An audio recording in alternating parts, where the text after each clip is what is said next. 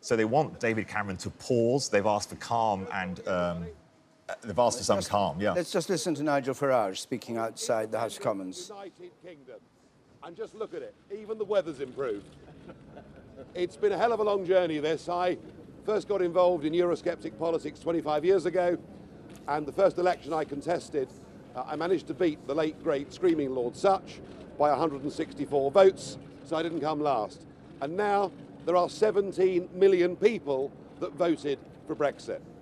It's a victory for ordinary people, decent people. It's a victory against the big merchant banks, against the big businesses, and against big politics. And I'm proud of everybody that had the courage, in the face of all the threats, everything they were told, they had the guts to stand up and do the right thing.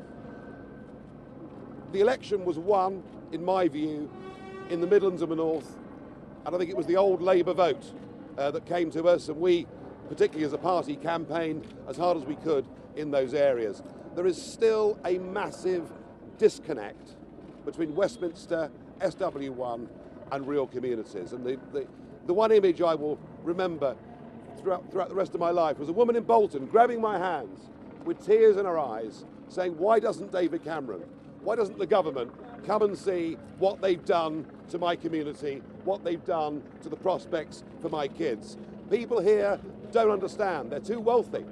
They don't get what open door mass immigration as a result of EU membership has done to people's wages, to people's availability of getting GP appointments or their kids into local schools. This was the issue ultimately that won this election. So I'm thrilled that we've done this. I believe the other big effect of this election is not what's happened in Britain, but what will happen in the rest of Europe. I mean, in the rest of the EU, Eurosceptic parties never talked about leaving the EU, now they are. An opinion poll in the Netherlands said that a majority there now want to leave. So we may well be close, perhaps, to Nexit. And similarly in Denmark, a majority there are in favour of leaving, so we could be quite close to Dexit. And I'm told the same may apply to Sweden and perhaps Austria and perhaps even Italy too. The EU's failing, the EU's dying. I hope we've knocked the first brick out of the wall. I hope this is the first step towards a Europe of sovereign nation states, trading together, neighbours together, friends together, but without flags, anthems, or useless old unelected presidents. So what happens now? What happens next? Well, 17 million people have said we must leave the European Union. We now need a Brexit government. A government that gets on with the job.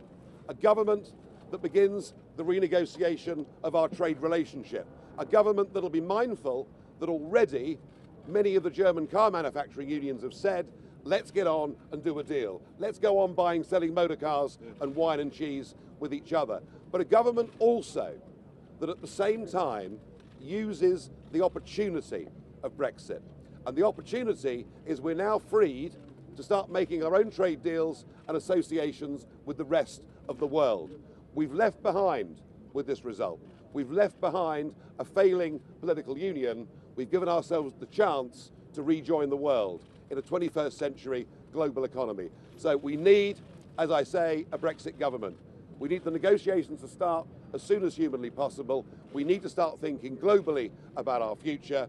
And the other thing I think that needs to happen is that June the 23rd needs to become a national bank holiday, and we will call it Independence Day.